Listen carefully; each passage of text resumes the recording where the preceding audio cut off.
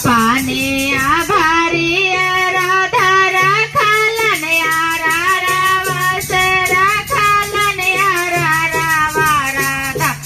मनवा डोल गेलो सखिया के मनवा डोल गेलो सखिया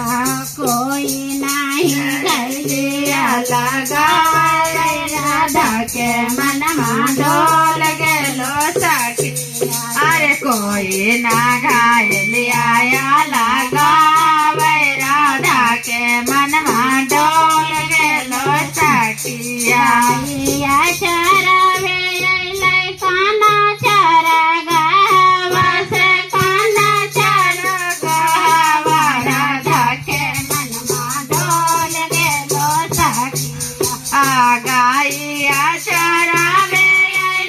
राधा चर गावा हो काना चर गावा राधा के मनवा डोल गेलो सखिया के मनवा डोल गेलो सखिया राधा के मनवा डोल गेलो सखिया से तानी का भैलिया लगाओ राधा के मनवा डोल गेलो सखिया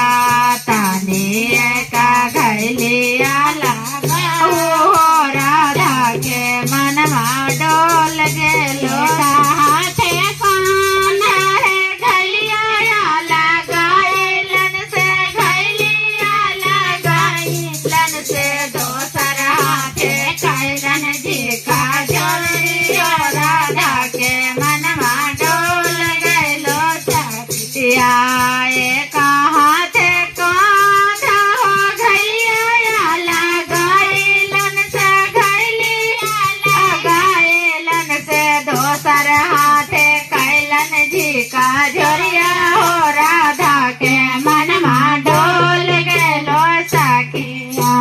दोसर हाथे कैलन जी का जोर हो राधा के मनवा डोल गेलो सखिया राधा के मनवा डोल गेलो सखिया राम देवे चलन राधा जसोदा के भावना से जसोदा के भावना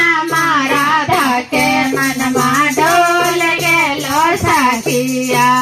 वलन देवे चलन राधा जसोदा के भावना से जसोदा के भावना राधा के मनवा डोल गेलो सखिया राधा के मनवा डोल गेलो सखिया